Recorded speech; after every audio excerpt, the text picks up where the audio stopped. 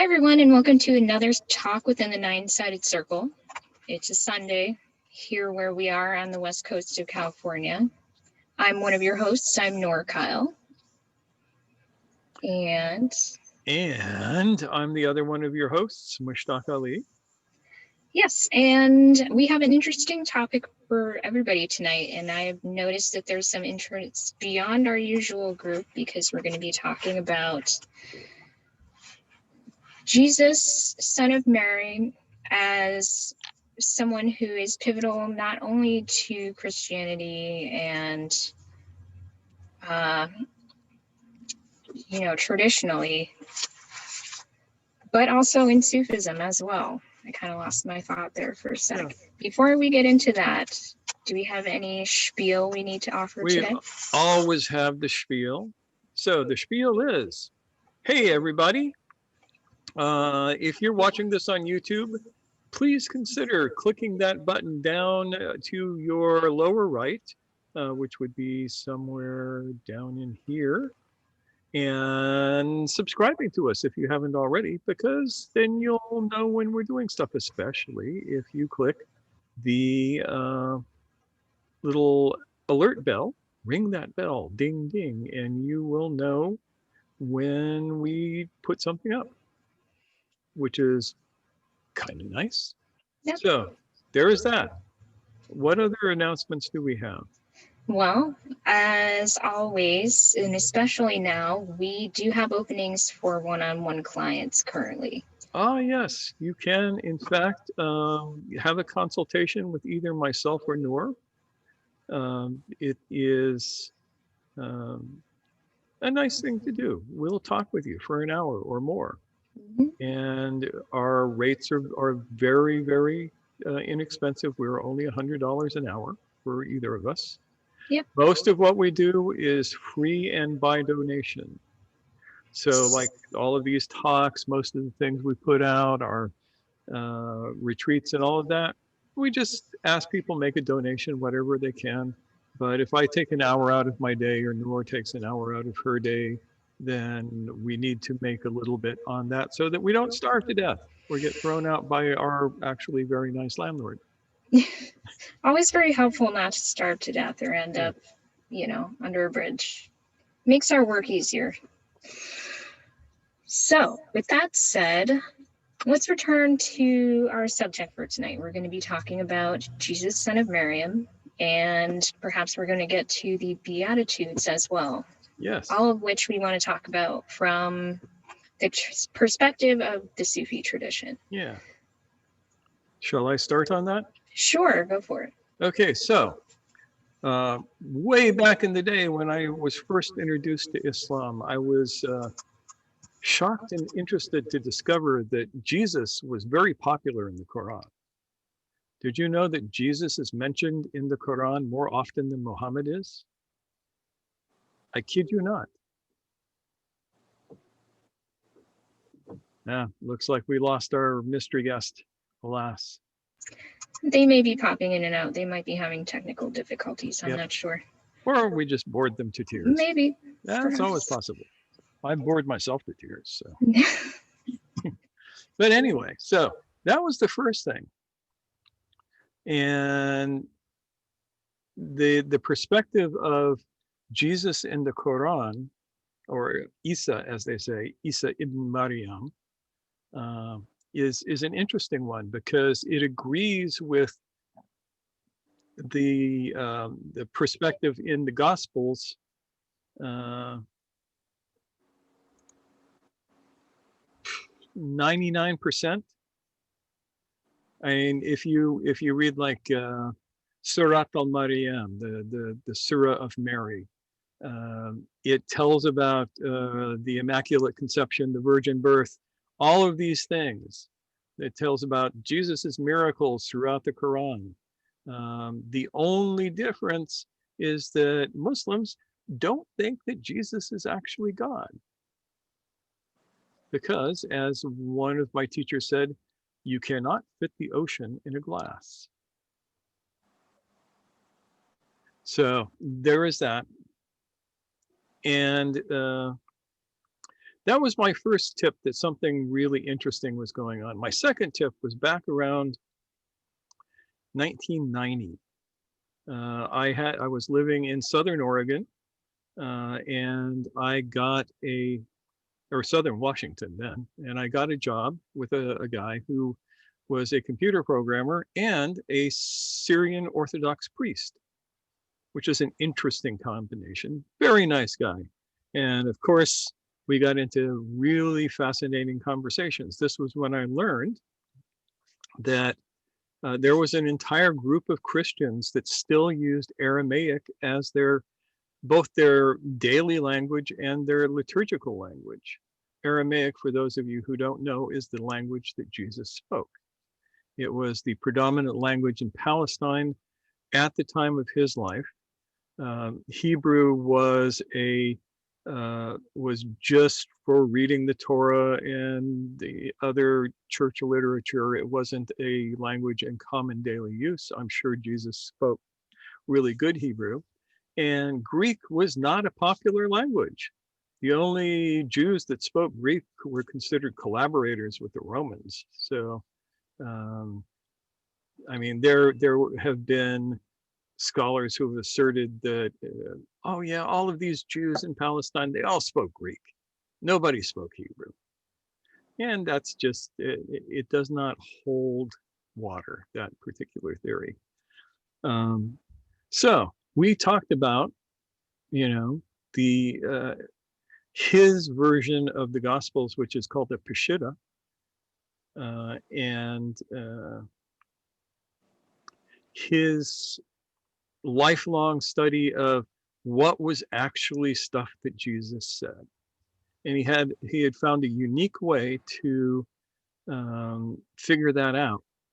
And that was to use his computer programming skills to automatically translate from the Greek into the Aramaic, back and forth, and look for areas of the Gospels that alliterated properly.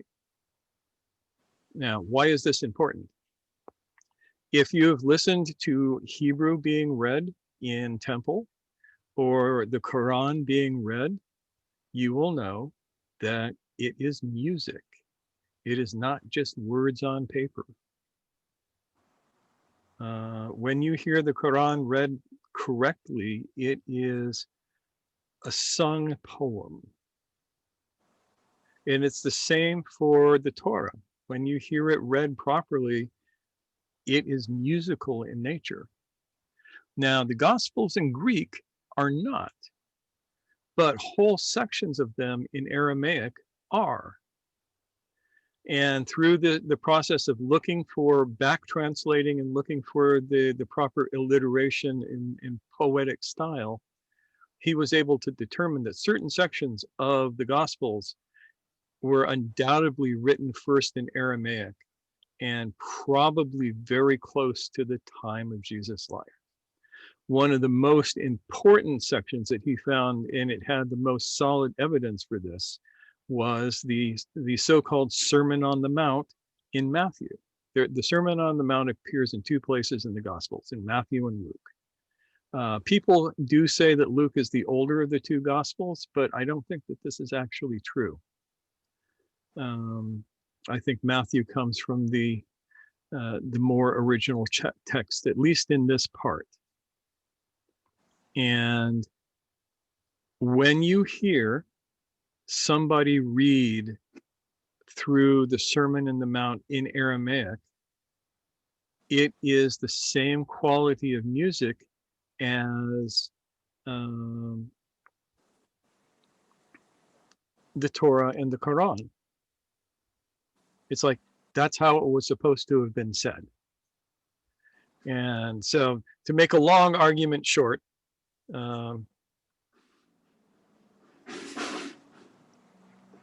that got me really interested in what was going on with all of that. Then a few years later, my teacher said to me, you know, Mushtaq, Jesus taught Sufism to everybody equally. And it was too hard for people to follow. Yes, he had a few of his close companions who could follow his teachings, but most people couldn't. And so his teachings were lost in those times. And then to top it all off, there is a Sufi sheikh and scholar. His white people's name is Neil Douglas Klotz, Dr. Neil Douglas Klotz. He's also Sheikh Sadi of the Sufi Islamia Rohaniya Society, which is a branch of the Chishti order of Sufis. Started delving deeply into the Aramaic texts and has written several books now on the Aramaic Jesus, which if you read in the language that Jesus spoke, it has a whole different meaning than the English translations of the Latin translations of the Greek translations. In a sense, it has layers of meanings. Like, it's very clear that you can interpret the words in multiple different ways. And what that means, I think what he was saying, this author, Douglas Klotz, is that no single one of those interpretations is necessarily the only correct translation. Yeah. And when we think about Aramaic in those terms, we can understand that that's how it was meant to be. And that goes along with pretty much every other Semitic text. They say the Quran has 5 levels of meaning for every line that you read. The levels of meaning in the Torah are like so thick that you can't even hardly count them sometimes. And so you begin to learn interesting things. And when you look at the teachings of Jesus as if he were a Sufi teacher, in my case, I think if he were a great sheikh and he were saying this, what would I be hearing? And that becomes very interesting. The 2 things, well, there are 3 things in the Sermon on the Mount. It starts with the Beatitudes, what we call the Blessed R's,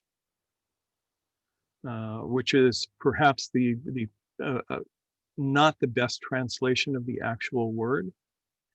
Then you have a series of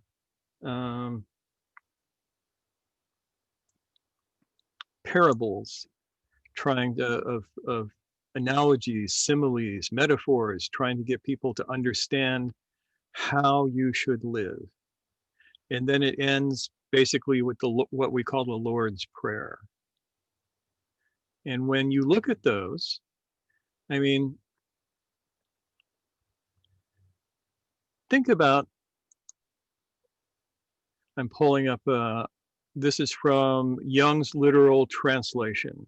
I also have the King James Version written out in front of me if you need it. Yeah. So the first beatitude is, in this is, happy are the poor in spirit, because theirs is the reign of the heavens. Now, happy, the word in Aramaic is tuvehun. That all of the Beatitudes start with this, tuvehun. And that can be translated as blessed are, happy are, healthy are, yeah. All of these different things, in harmony are, integrated are. That's one of my favorites. Integrated are.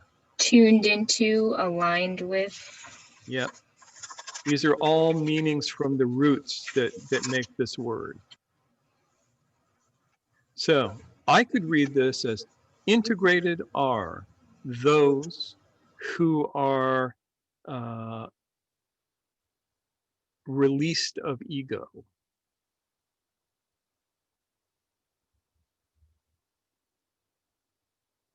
Think about that for a second. Poor in spirit makes no sense. What the hell does poor in spirit mean?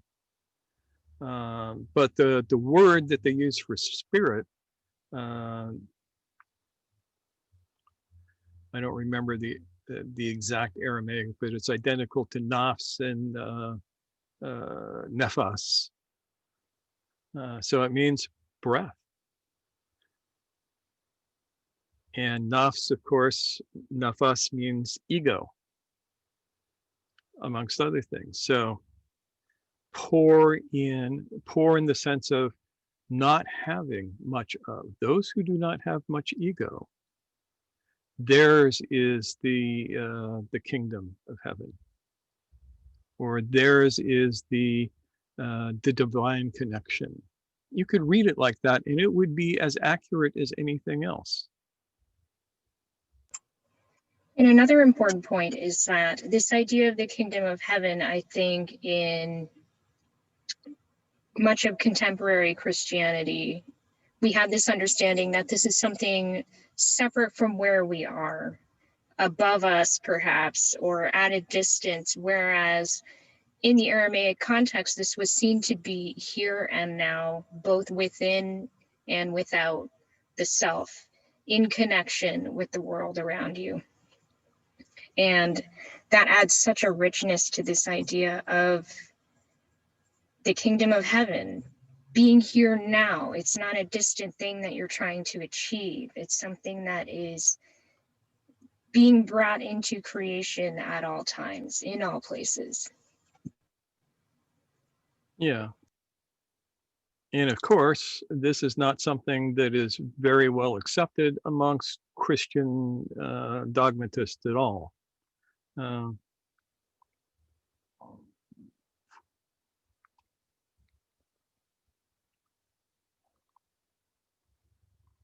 I am pulling up a passage from the Gospel according to Thomas, which is one of the lost Gospels.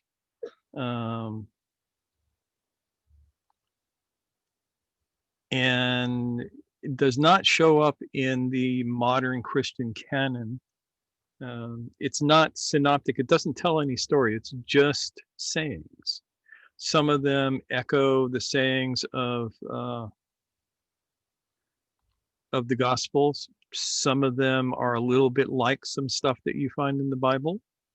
And some of them are completely new to us.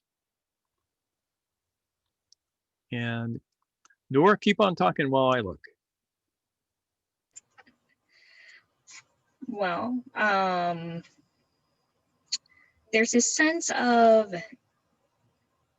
especially in this idea of becoming attuned to the kingdom of heaven, we can think about this in multiple ways. We can think about it in terms of being in connection with the breath, because when we think about spirit, this not only gets involved with ego or lack thereof or personhood, but it also means breath, basically. And so when we talk about engaging with the kingdom of God or kingdom of heaven, again, in a sense, in terms of the original languaging, this can also be kind of a commingling of breath and a commingling of creative action with the divine. And our creative action is included in God's, and God's creative action is included in ours. Yeah, I can't find what I'm looking for right now, and I don't want to take time. So, the second beatitude, happy are those who mourn. Blessed are those who mourn, because they shall be comforted. That's another weird one. What does that mean? Blessed are those, happy are those, integrated are those who mourn. And where you have all of the good notes, do you have a note on the various meanings of the word that's being translated as mourn? For mourning, one example I have is that it can be emotional turmoil. It can be some kind of, it's not just about mourning in terms of loss, it's about confusion, it's about frustration, all of those feelings of being at dis-ease. And so in this idea, it's kind of like the comforting is like a reconnecting or uniting between all these fragmented points of ego. There you go. So you could say, blessed are those who allow themselves to feel the turmoil that is within all of us. They are the ones who will find comfort. As opposed to foolish are those who suppress what is inside, because you ain't going to get nothing there. Do you see the difference in those two?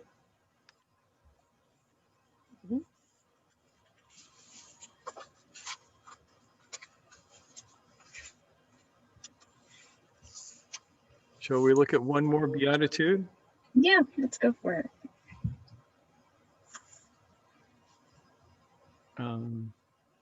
Here's another one that the dogmatic church loves this. Blessed are the meek.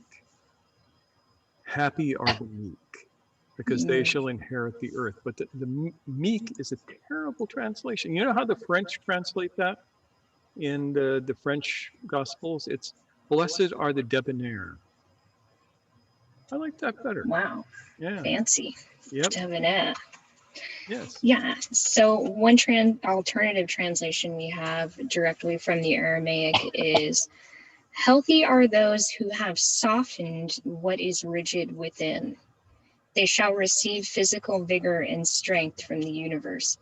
And I have read that this author, Douglas Klotz, kind of views this as, in a sense, it can be viewed as a statement about our engagement with the earth. Like, do we approach it in a meek sort of way, in the sense that we are not trying to take and use and misuse and abuse the environment in which we are a part.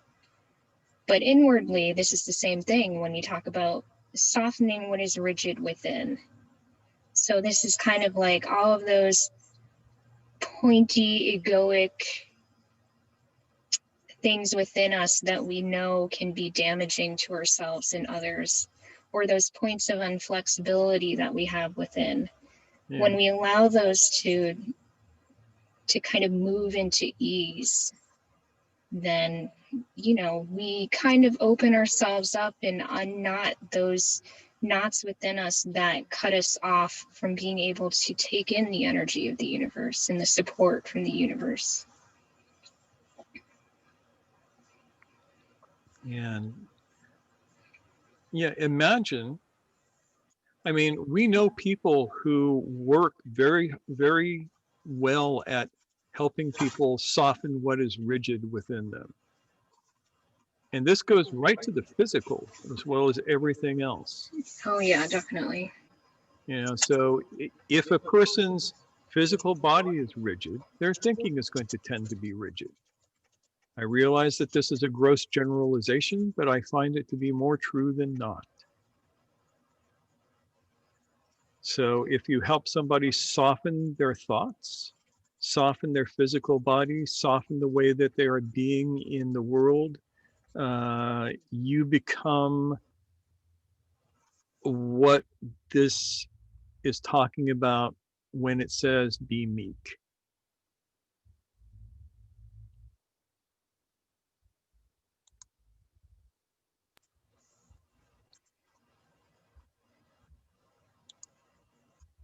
Does that make sense?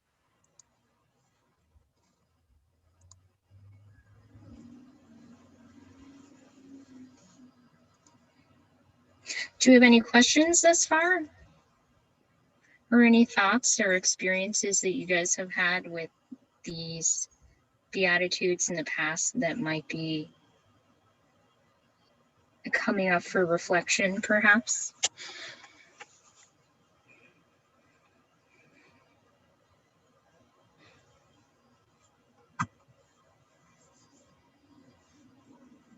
I mean, I realize not all of us grew up Christian, so it's kind of a different experience for each of us.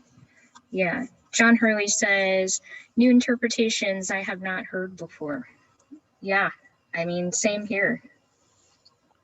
Yes, and we will put some links to Sheikh Sadi's books, at least the first couple of them, down in the description for people to find. They are well worth checking out.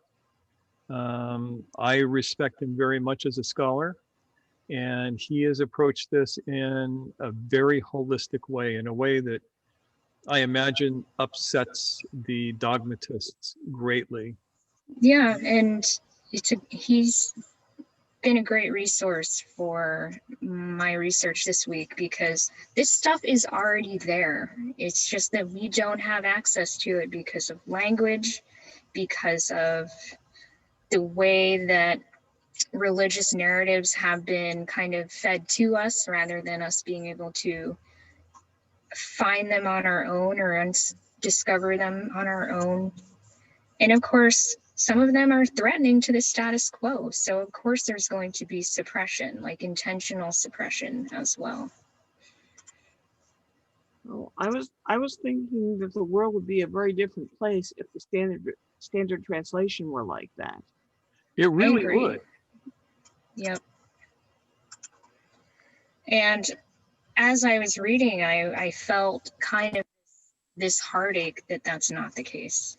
And, you know, I did not grow up reading the King James translation, but when I read it, it feels very much from that era, the 1600s, with all of its baggage and all of its, you know, convictions about how the world works and how morality works. And all of its desperation for control. Yeah, exactly. And I used the word soulless, and I don't think that those who really get a lot of nourishment from the text as it stands in the King James Version would feel that way. But coming from the position of being a Sufi and from exploring these alternative translations and such, it does kind of have a soulless quality to it. That's just my feeling about it.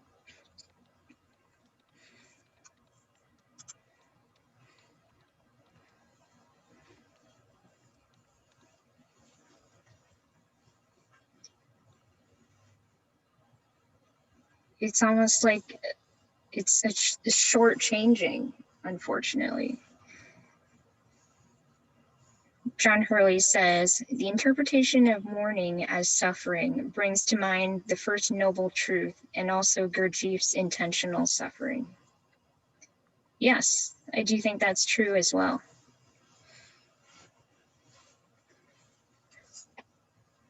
But I don't think people understand intentional suffering these days. They think of it sometimes more as suffering for the sake of suffering as a purification practice. And as Mushtaq will tell you as well, that's not necessarily the sense that we use it in.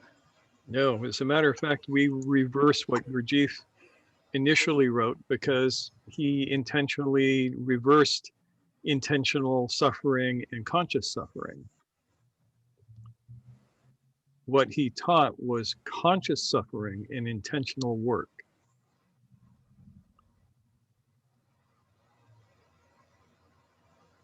And that upsets the Gurjeepians when you point that out to them, that he didn't make a mistake, he did it intentionally.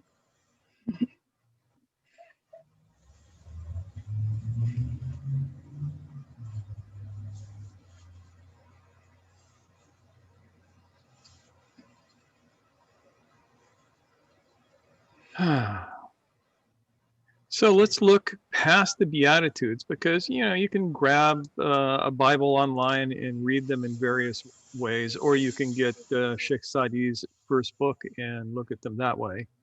What's the name of that book, by the way? I forget the exact name. I will pull it up.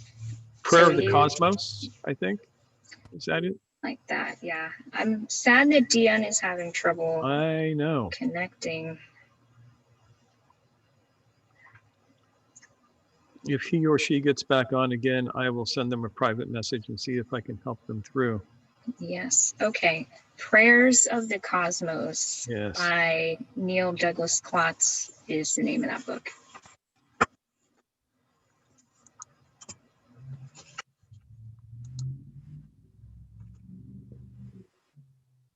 Okay, we are.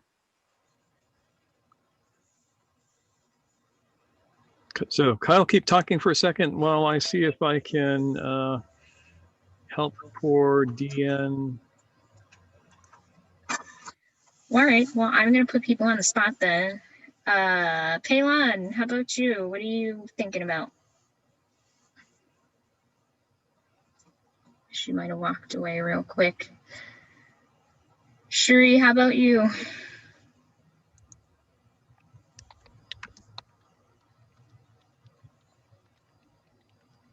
Hi there. I'm thinking about humility, the meekness of being humble and surrendering Mm-hmm. as another way of looking at that word. It's not a debasement type of meekness that we Right. would normally think of.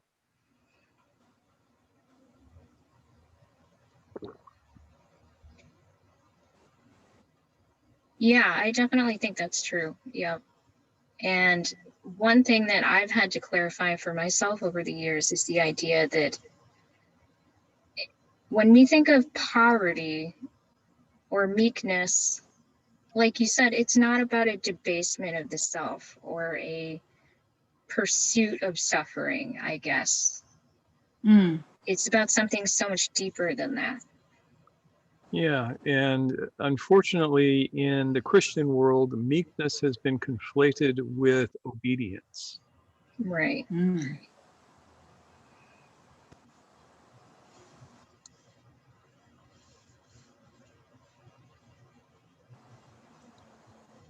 Unquestioning obedience. Yes, Oh, yeah. unquestioning obedience. No challenge, no brooking the system and no bucking the system, otherwise you'll be branded a witch. Mm-hmm. Yep. Yeah. That was definitely the stuff that came to my mind as I was reading the English translation. Yeah. Yep. As opposed to meek in the way that, say, Mohandas Gandhi was meek. Mm. Because Gandhi was totally meek. Wouldn't raise a hand against anybody, nice and just soft and easy. But he didn't take any shit either. So let's look at a couple of the metaphors.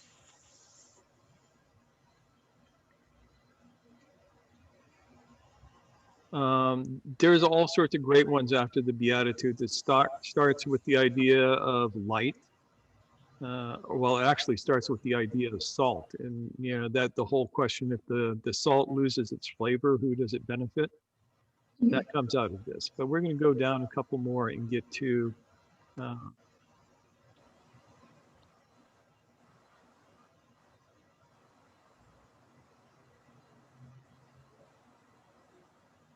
You have heard that the ancients were told, "Thou shalt not commit murder, thou shalt not kill, thou shalt not take life. And whoever commits murder is liable to the court and the judgment. But I say that anyone who is angry with his brother shall be guilty before this court. And whoever says to his brother, 'You good for nothing,' shall be guilty of the Supreme Court. And whoever says, 'You fool,' shall be guilty to go into the flames.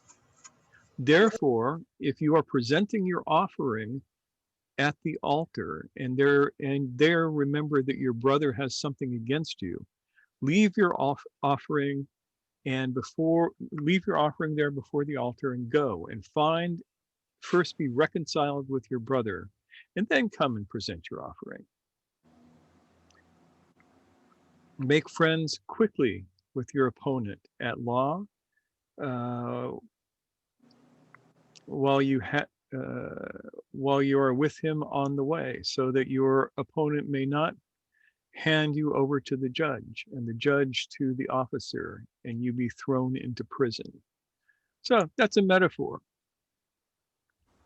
If you think about what he's saying there, he's saying that your religious observance is considerably less important than what is in your heart. And if there is strife and anger towards another person, beings as he considered all of those people to be your brothers and your sisters, then you need to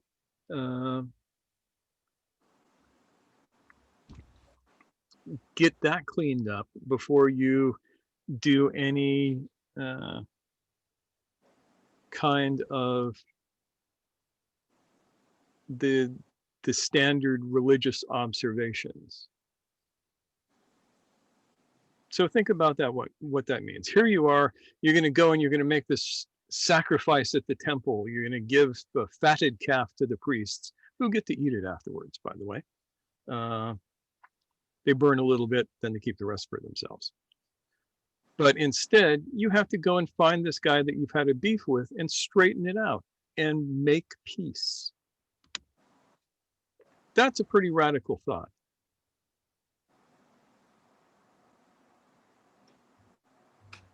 What do you think about that? Well, because this was a time where generally outward practice was the norm, right? Somewhat like now. Yeah. So it wasn't so much about the inner, rather it was about the performative acts, with not so much emphasis on, your state, as we like to say, your spiritual state. And so this does seem like a challenge to that.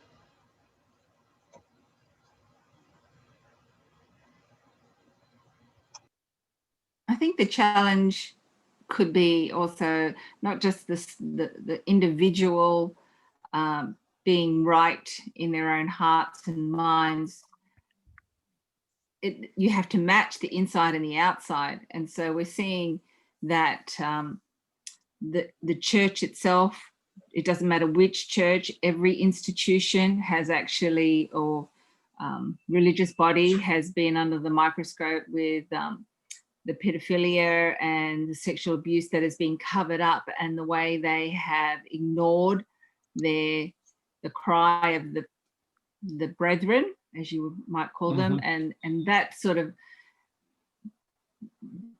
dichotomy of we're this wonderful thing, we are charitable, we look after everybody, and yet there's this evil being committed and not acknowledged, and then when people do come forward, they're ignored and abandoned and abused all over again. So you get it on a big scale, but you also get it on the small scale. So I think that's actually talking about all of that, whether you're a Sunday Christian or a Saturday Christian, depending on which body you're with. And it goes for anyone who's saying, I am this, when inside they are that, something else. You have to bring them together, matching inside, outside. Totally agree. Yeah, thanks for that, Sheree.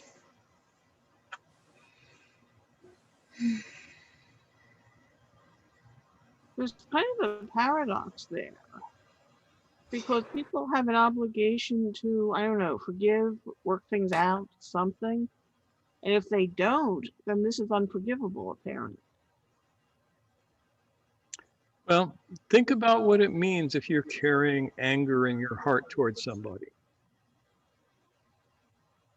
It means that you will spend the rest of your life being eaten by that anger.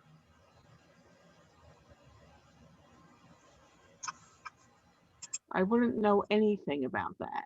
No.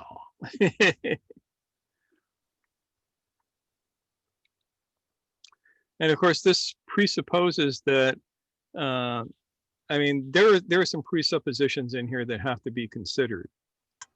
But basically, he's saying, if you're angry with somebody, you got to deal with that. If you don't deal with that, it's going to come back and bite you in the ass. I mean, he said it in a nicer way than that, but that's basically it.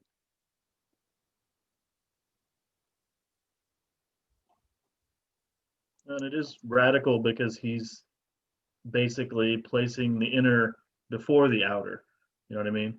Mm-hmm. Where most of the religion is, the outer is what's most important. You have to, show your support, be part of the outer thing, and they don't really care about the inner because they don't have the capacity to judge it or even care about it. It seems. I think that you may be exactly correct with that.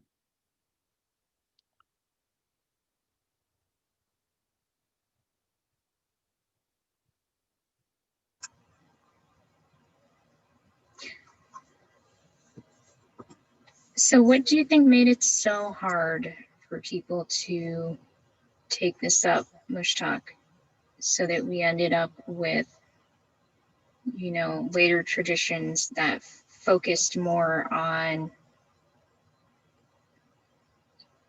kind of like an intellectual sort of ethicalness?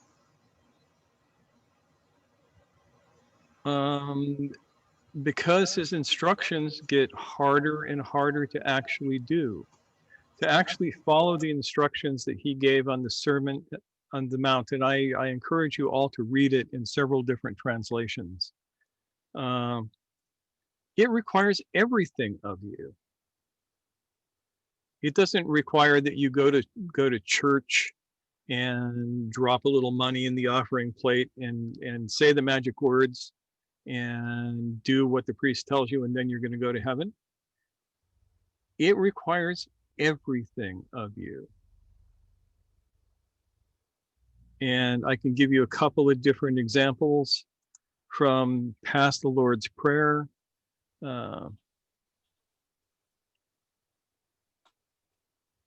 You are asked to forgive people's transgressions against you, because then your Father will also forgive you. Which is to say, if you can let go of stuff, then you're in a good place.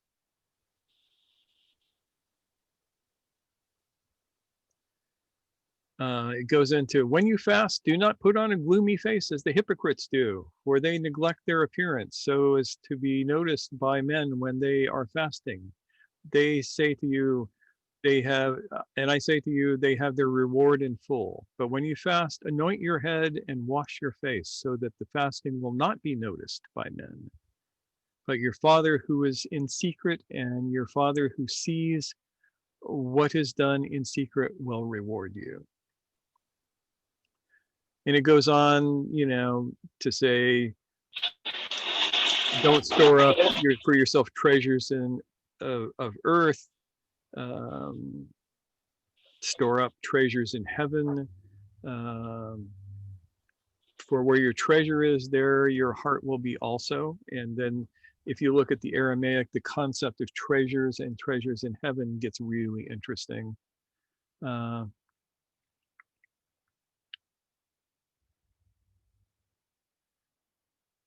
Goes on to, this is the famous, no one can serve two masters, is found here. And here's where it gets really bad. Look at the birds of the air. They do not sow, nor do they reap, nor gather into barns, yet your heavenly Father feeds them. Are you not worth much more than they? And you who, being worried that you can add a single hour to your life, why are you worried about clothing? Observe how the lilies of the field grows. They do not toil, nor do they spin, yet I say to you that not even Solomon in all his glory clothed himself like one of these.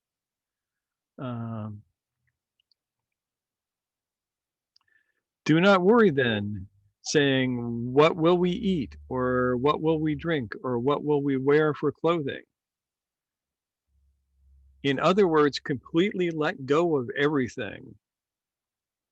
And that's why this got so hard for people, because most people can't let go. And this comes down to completely let go of your own ego. If you can let go of your own ego, then you're good. If you can't, then you fail.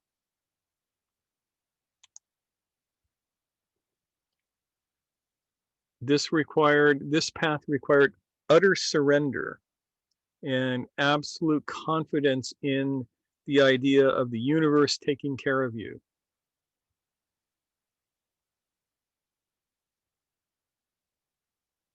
So if I say, John, give up everything, then you can find the kingdom, right? You notice what happens. But. Yes, exactly. So the universe had to come up with a better way to get people to do the work without telling them that they're going to end up giving up everything anyway. More sneaky like. More sneaky like. Yep. Yeah, because one translation of the end of the Beatitudes, I'm just gonna,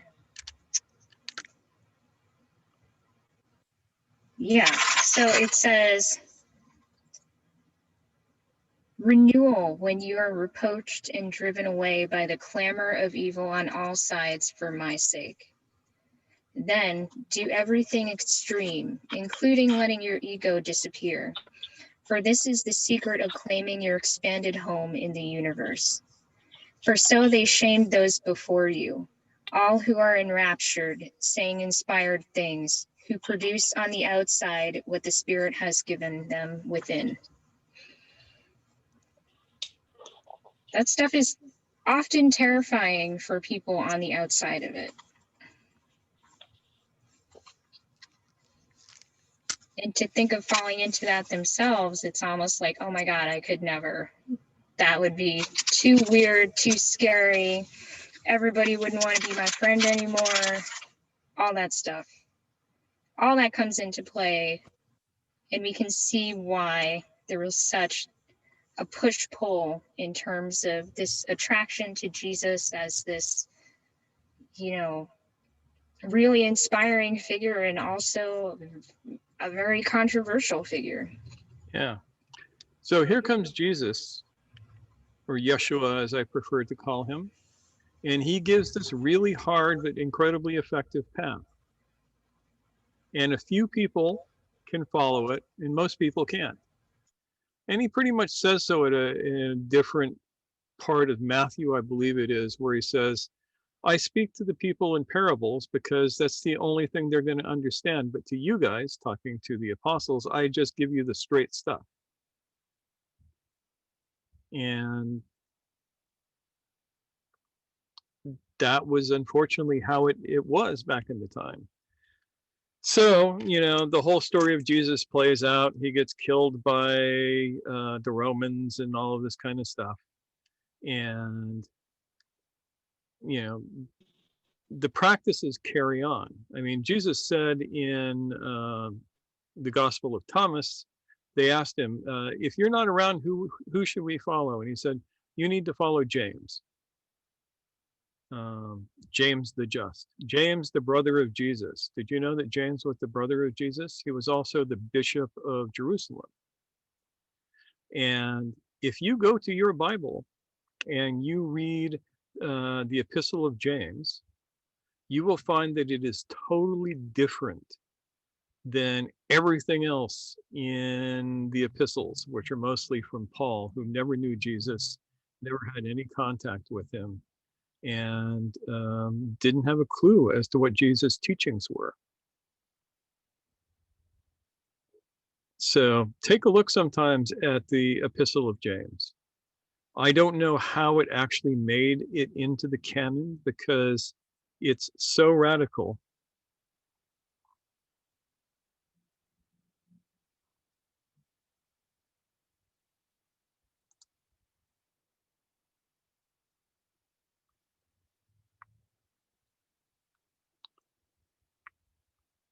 So you have that. And then you have Saul of Tarsus, right?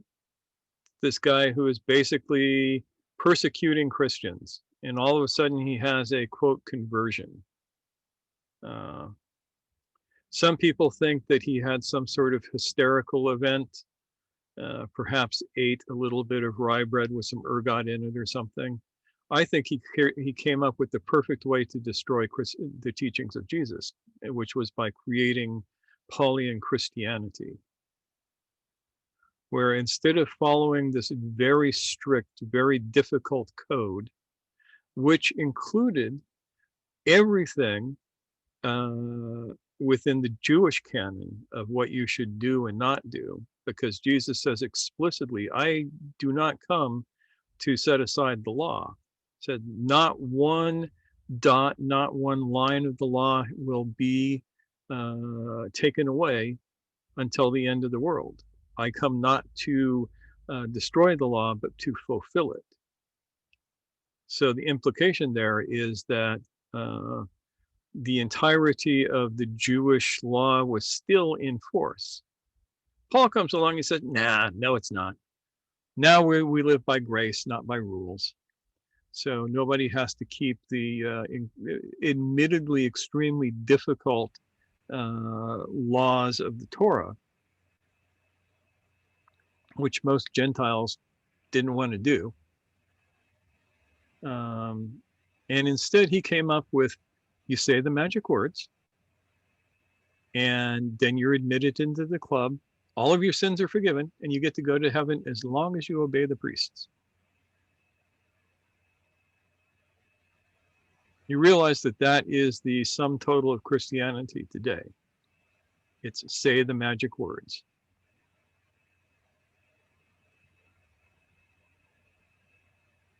I know Christians who do aspire to more than that.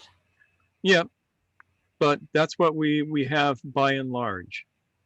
I came to this understanding one day while driving down the road on Easter morning and listening to some, big mega church minister saying, the only thing important about Jesus' life was his death. Nothing else about his life mattered. And at that point, I realized that Christianity, by and large, lost it.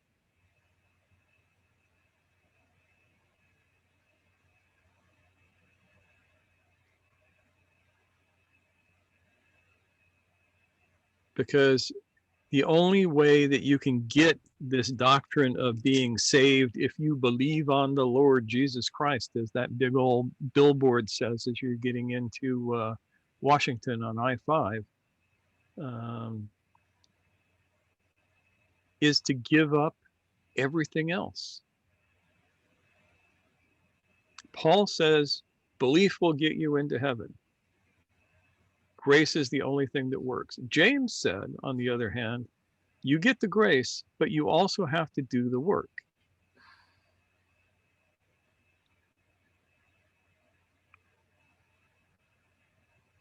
And that's where we are with the teachings of Jesus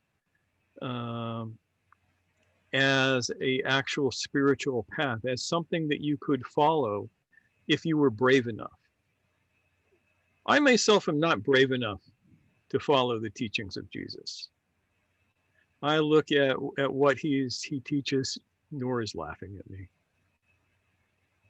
But it's true, I'm not. I look at that and go, yeah, I've done that for a day. And it was really hard to be that in tune with reality that I could let go of everything. Doing it full time, it requires more than I got. So I have to take a slower path. And the slower path is okay. There's nothing I certainly hope wrong so. with it. Yeah. Yep.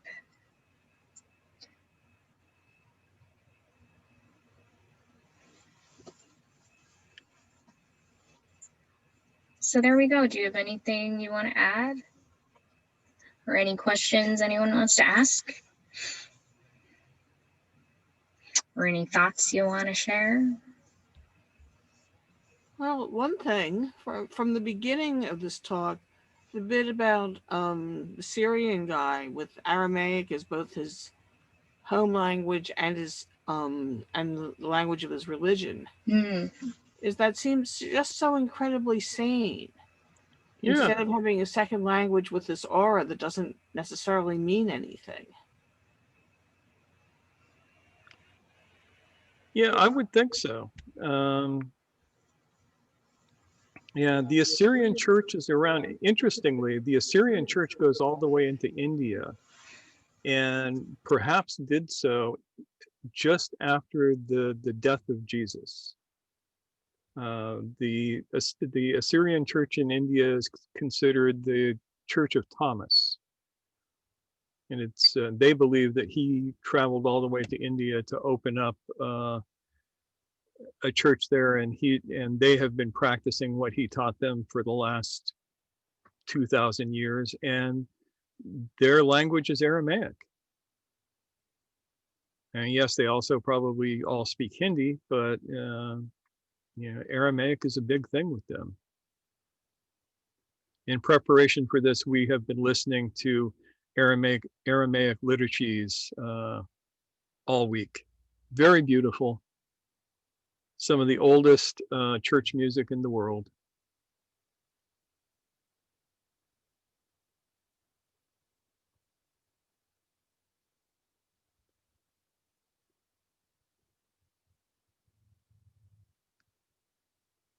So what do you all think? We've been rambling away here for about an hour.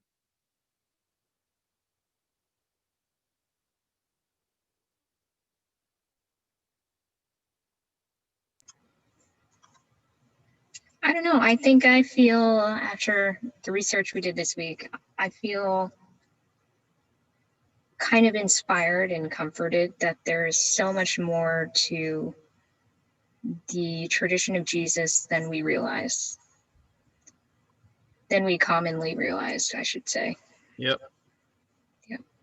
And it's a good way to get rid of the people who come to your door to convert you. I have used this any number of times. I asked them, have you read Matthew 5 through 9? And of course they all say, yeah. Do you follow the instructions there? And they look at you like really weird, like, what? And then you say, go away. If you don't do that, you have nothing to say.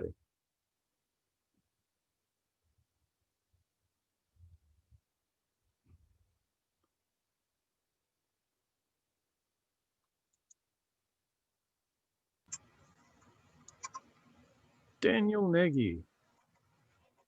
Yeah, we've seen him. Ian, yes. Yep. Via YouTube, yep. Yeah.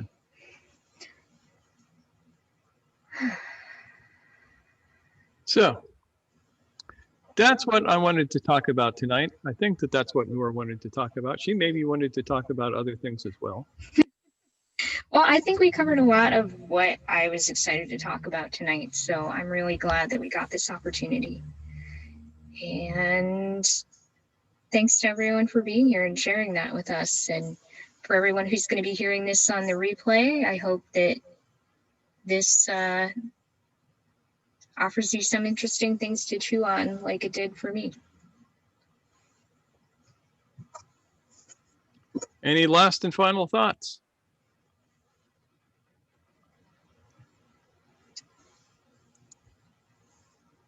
Seems like we're good. All right, then I'm going to stop the recording, and thank you all for being here.